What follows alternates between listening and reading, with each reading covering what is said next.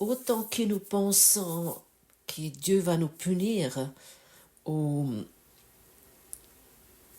ou qu'il nous menace ou qu'il peut nous blesser, il va nous blesser, autant nous nous retirons de lui. Nous ne voulons pas nous tourner vers lui.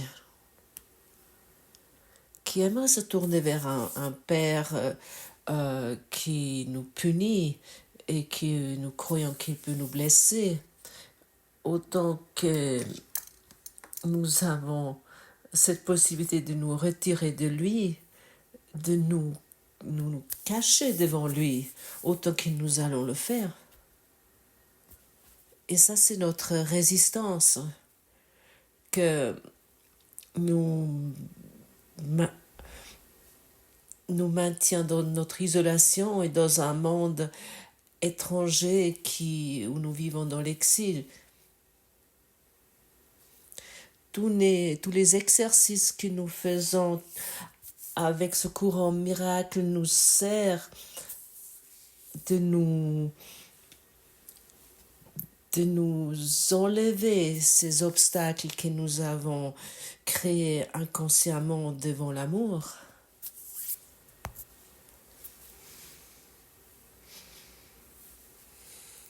Et lorsque nous constatons que cette anxiété, cette peur est totalement insignifiante, qu'elle n'a pas de raison, qu'elle n'est pas du tout pertinente,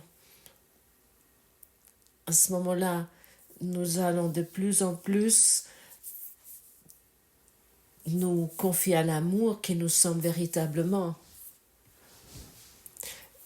Cet amour que Dieu est, nous allons de plus en plus nous confier à cet amour. Et Dieu est amour, et pour cette raison, toi, tu l'es également. Il y a uniquement cette idée imaginée que nous pouvons être autre chose. Il y a uniquement cette idée imaginée que nous avons fait une erreur en donnant la réalité à ce rêve ici. Et cette erreur, et à cause de cette erreur, nous attendons une punition. Nous attendons la punition de Dieu. Il va nous punir avec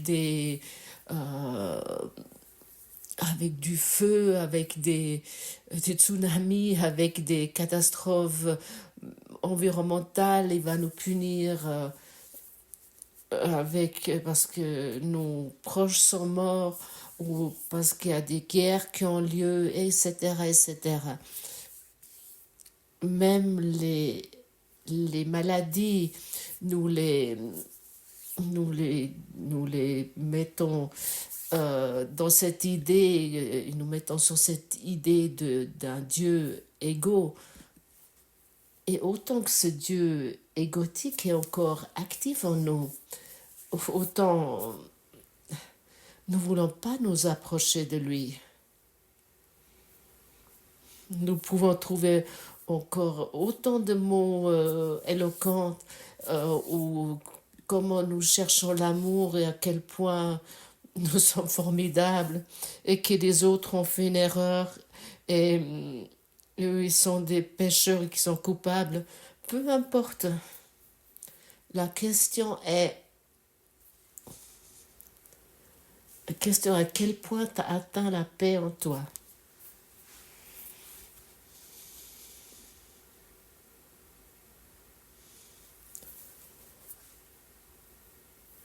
À tes fruits, tu vas te reconnaître. Et autant que tes fruits, ils ont encore un goût amer, ou plutôt, autant que tu rejettes encore tes fruits, autant que tu rejettes encore ton monde, autant que tu n'as pas atteint la paix. Tu peux te raconter que tu es en paix avec tes histoires, mais dès qu'il y a quelque chose qui arrive, qui semble être menaçant ou qui a l'air comme si ça pourrait te blesser, dès que cette paix est menacée et tu nous vois emprisonnés dans ton esprit humain qui doit se protéger du monde.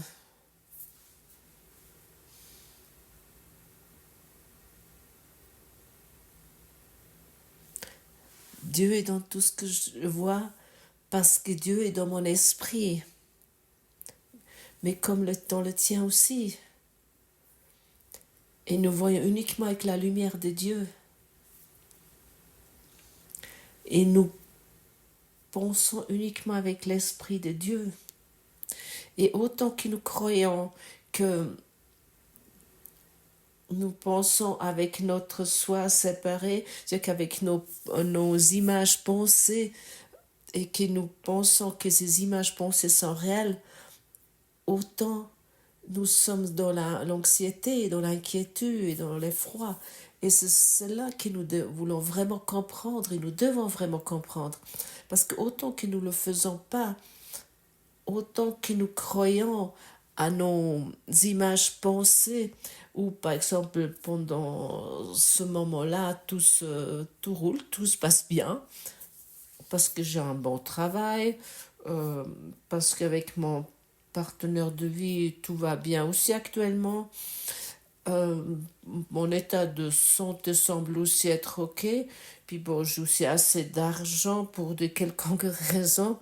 Se dire que l'avenir est assuré. Et à ce moment-là, les images pensées sont en accord avec mon idée sur le monde. Et puis ensuite, il n'y a rien qui se passe, hein, sauf un, une paix semblant éphémère qui nous amène nulle part, et puis ça nous amène pas à ce que nous désirons vraiment, ce que nous voulons vraiment expérimenter. Dieu est l'esprit avec lequel je pense, et les pensées que je reçois de Dieu n'ont rien à voir avec ce que j'ai pensé jusqu'à présent ou ce que je pense en ce moment. Et lorsque nous traversons les différentes couches de nos images pensées, nous allons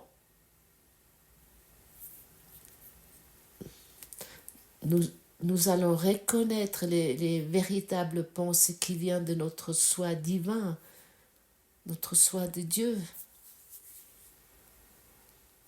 Et souvent, nous semble avoir tellement de couches de blocage intérieur de nos ténèbres, de nos ombres. Nous semblons avoir tellement d'images pensées de nos traumatismes qu'ils sont pour l'un ou l'autre, cela semble être impossible. Il dit peut-être, comment je pourrais recevoir ces pensées de Dieu? J'ai tellement de problèmes. J'ai expérimenté tellement de souffrances et ma situation actuelle est catastrophique. Et je ne peux pas reconnaître cette paix. Et surtout, je ne peux pas m'asseoir 5 minutes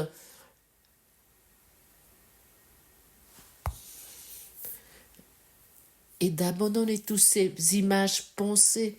Ils sont tellement tenaces et tellement forts que cela me semble presque impossible. Nous pouvons penser ainsi. Mais ce n'est pas vrai. Dit Jésus, ton enseignant, il t'invite de t'asseoir pour pendant quelques instants. Et pour cette raison, je propose régulièrement ces exercices, ces micro-exercices pour 2 à 5 secondes de te donner la permission. Dieu est l'esprit avec lequel je pense. Je reconnais maintenant les pensées de Dieu, les pensées divines.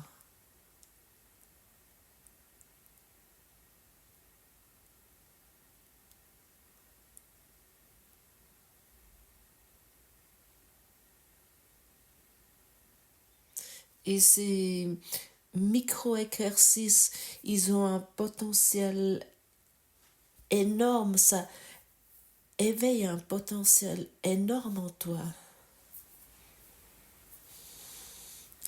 Peut-être tu as pu t'arrêter avec moi maintenant et tu as pu constater comment ton cœur s'ouvre, comment son cœur spirituel s'ouvre. Et déjà dans cette ouverture, tu as la possibilité de recevoir la pensée de Dieu. Mais tu vas me dire, mais Gottfried, qu'est-ce qu'est la pensée de Dieu? Je ne peux pas m'imaginer ce que c'est. Tu as peut-être maintenant, dans ce bref instant, dans ce moment où tu t'es arrêté, à quel point tu étais paisible. Et cette paix, tu expérimentes à travers, avec l'intelligence d'amour. Et cela n'a rien à voir avec nos images pensées, avec notre conscience d'image duquel nous croyons nous sommes dépendants ou nous sommes mis dépendants. Ça n'a rien à voir avec cela.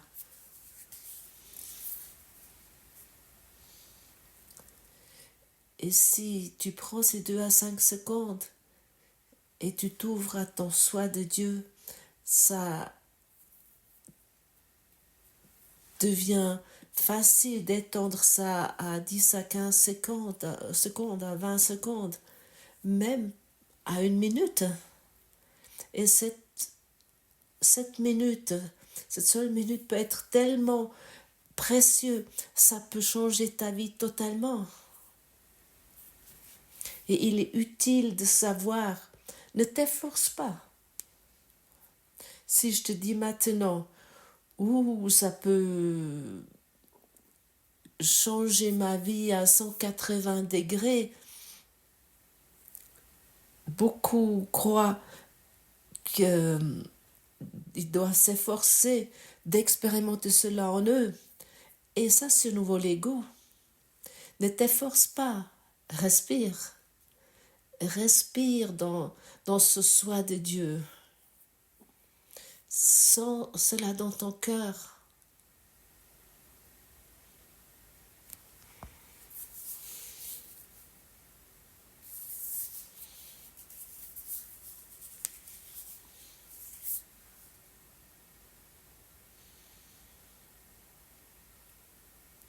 Vois-tu?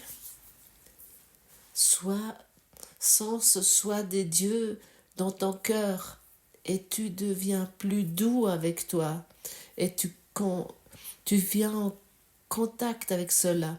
Toute dureté vient de l'ego.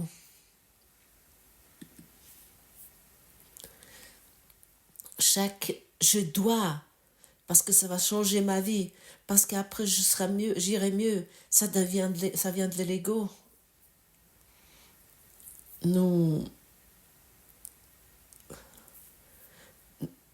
allons reconnaître cet état divin, cet état de Dieu uniquement avec la douceur et pas avec un effort, pas en s'efforçant.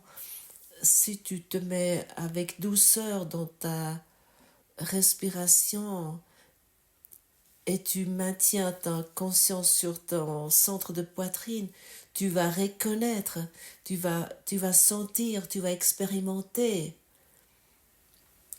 Et je ne peux pas le dire, répéter assez souvent. Même un bref instant de cette reconnaissance, de cette connaissance peut changer tellement toi. Tu vas plus pouvoir être pareil. Tu vas plus pouvoir être le même. Tu vas regarder avec un nouveau esprit, avec un autre esprit. Tu regardes dans ce monde avec les yeux d'amour et tu commences à prendre les pensées d'amour en toi. Et ça doit encore être une fois répété, mais qui n'ont rien, mais alors vraiment rien, avec des images pensées de séparation, de limites et d'inquiétudes et des conflits. Ça n'a vraiment rien à voir avec tout cela. L'idée d'aujourd'hui tient la clé de ce que sont tes pensées réelles. Elles ne sont rien de ce que tu penses penser. Tout comme rien de ce que tu penses voir n'est relié à la vision en aucune façon. Il n'y a aucune relation entre ce qui est réel et ce que tu penses réel. Rien de ce que tu penses être tes pensées réelles ne ressemble en quoi que ce soit à tes pensées réelles. Rien de ce que tu penses voir n'a la moindre ressemblance avec ce que la vision te montrera.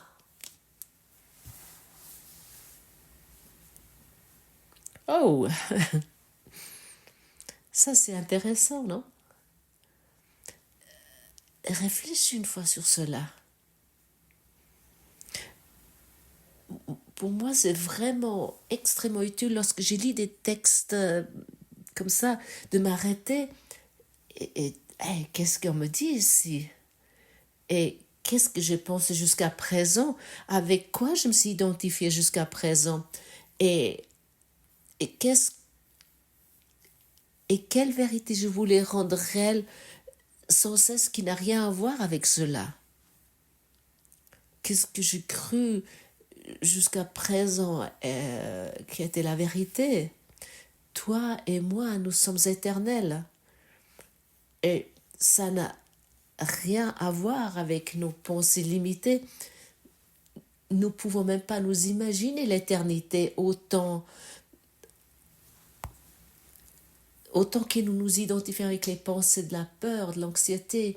Et chaque fois, lorsque tu te mets dans ces micro-exercices, de plus en plus, la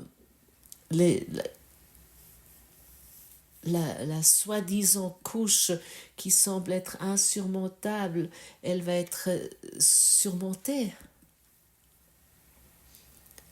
Peut-être on peut dire traverser, transcender ce brouillard épais qui s'est mis devant nos yeux et qui nous avons cru que ça c'est le monde. Ça c'est ce monde menaçant. À un moment donné, ce brouillard va se dissiper et nous commençons à voir le sentiment qu'il y a quelque chose derrière ce brouillard que nous connaissons véritablement. Et soudainement, nous tendons nos mains dans une confiance profonde à la vérité, dans une confiance profonde envers notre enseignant intérieur qui nous appelons ici Jésus.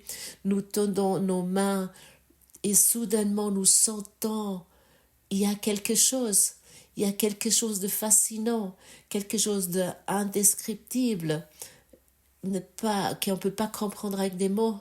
Et nous sentons que notre main tendue est prise et nous traversons avec légèreté et douceur ce brouillard et que nous allons vers la lumière éternelle, vers la vérité éternelle et ce soi éternel que nous sommes. Et notre monde insensé, nos pensées insensées, ce que nous sommes, n'a plus rien à voir avec ce que nous avons cru jusqu'à présent. Et dans les bras de Jésus, dans le cœur de Dieu, tout disparaît, tout cela disparaît, tout ce qui est éphémère, tout ce qui peut mourir, tout ce qui peut être malade, tout ce qui est sans espoir que nous nous sommes racontés, ça n'a plus de signification, zéro. le passé n'a plus de signification parce que le passé est passé et nous nous laissons plus toucher, nous ne nous laissons plus impliqués par cela. Et ainsi exerce aujourd'hui avec beaucoup d'enthousiasme et de confiance et sache que tu cours vers des bras aimants qui t'accueillent avec bonheur. Et c'est un bonheur au-delà de toute expérience que tu as fait jusqu'à présent dans ton rêve. Les anges de Dieu dansent avec toi. Les anges de Dieu chantent avec toi. Le cœur de Dieu t'accueille. Et dans cela, il y a toute la guérison qui a lieu, qui se passe. Et dans cela, ce qui se passe, que nous pouvons appeler les véritables noces. Et nous devons vraiment prendre et donner toutes nos relations à ces noces qui ne peuvent pas être séparées dans Dieu et qui n'ont jamais pu être séparées, Et ainsi nous nous abandonnons à notre vie, à la vérité, comme nous avons dévoué jusqu'à présent notre vie à la non-vérité qui nous a emprisonnés. Et ainsi nous ouvrons notre cœur pour la vérité, où nous expérimentons cette liberté,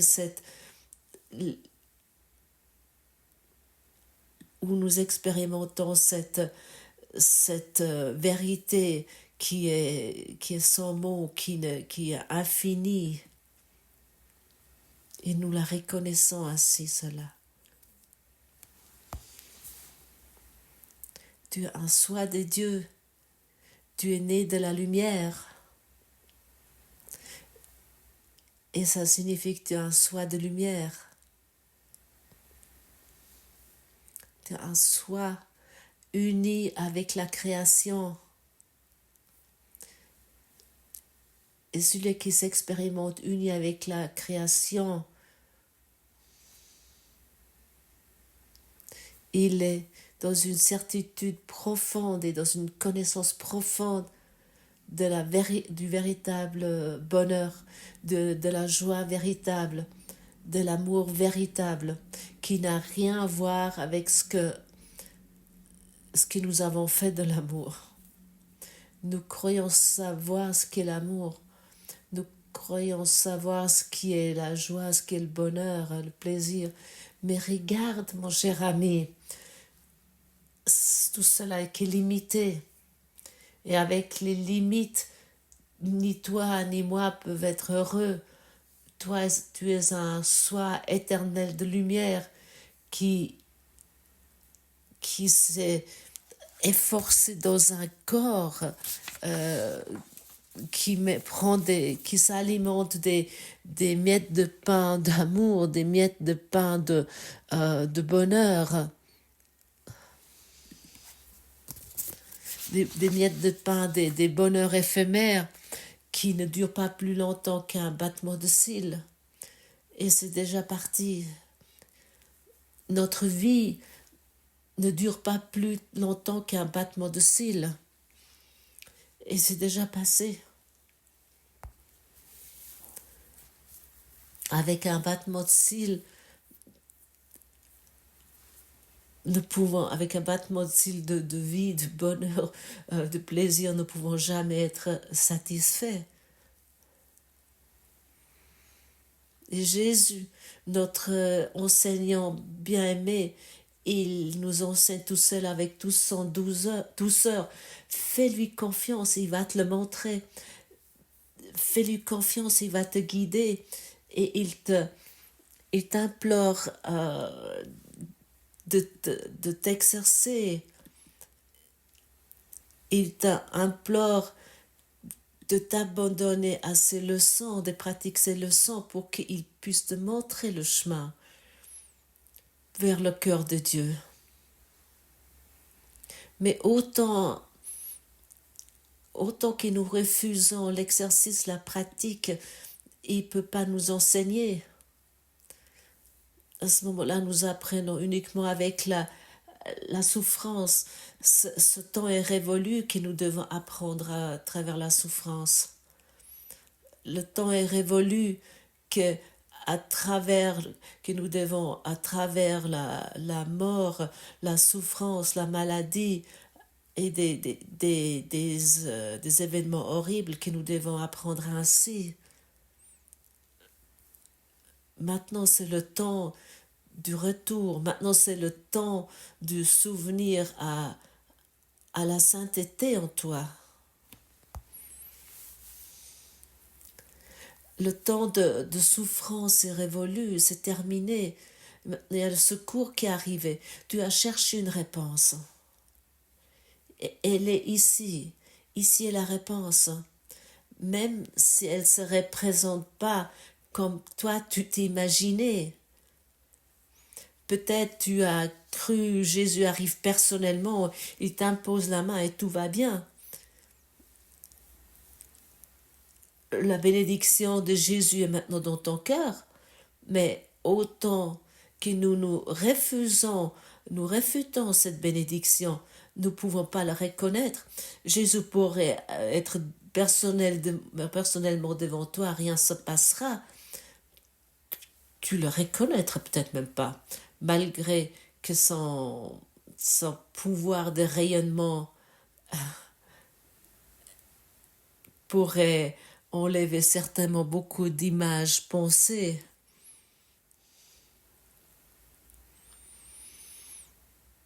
Et ainsi, nous nous tournons vers notre enseignant. Nous lui donnons notre corps, nous lui donnons notre vie, nous lui donnons notre façon de penser, nous lui donnons notre ego pour qu'il puisse utiliser tout cela. Nous lui donnons notre monde pour qu'il puisse utiliser tout cela et pour notre réveil. Fais-lui confiance à chaque instant. Tourne-toi vers lui à chaque instant. Peu importe, lors de tes courses, lorsque tu brosses tes dents, lorsque tu vas au restaurant, lorsque tu vas au travail, lors d'une conversation, lors d'une promenade, partout, tourne-toi vers lui. Et bien naturellement, il sait que nous nous laissons distraire très facilement et très rapidement. Aujourd'hui, nous sommes à la leçon 45. Nous sommes encore au début. Nous faisons les premiers pas en tant que bébé, on pourrait dire. Nous commençons à reconnaître que nous avons une musculature,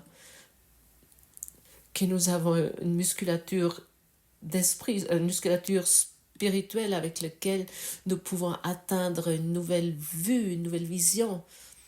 Et soudainement, nous commençons à ramper. Et soudainement, nous commençons à nous lever. Nous voulons être debout comme nos parents. Nous voulons nous mettre debout dans l'esprit. Nous voulons nous mettre debout spirituellement. Comme Jésus ou d'autres éveillés avant nous qui l'ont fait. Et ainsi nous exerçons notre musculature d'esprit, notre musculature spirituelle. Soudainement, nous sommes debout, nous sommes encore chancelantes, mais nous sommes tenus. Et parfois, nous tombons encore une fois. C'est pas grave. Nous nous mettons nouveau debout et nous tombons nouveau et nous mettons nouveau debout. C'est dans notre nature. Mais commence maintenant à reconnaître que tu peux marcher. Commence à reconnaître que tu peux t'élever, que tu peux te mettre debout.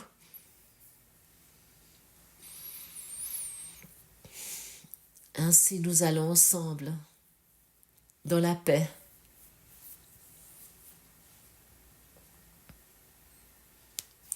Merci mes amis d'avoir écouté et n'oubliez pas le texte dessous, fort utile. À demain.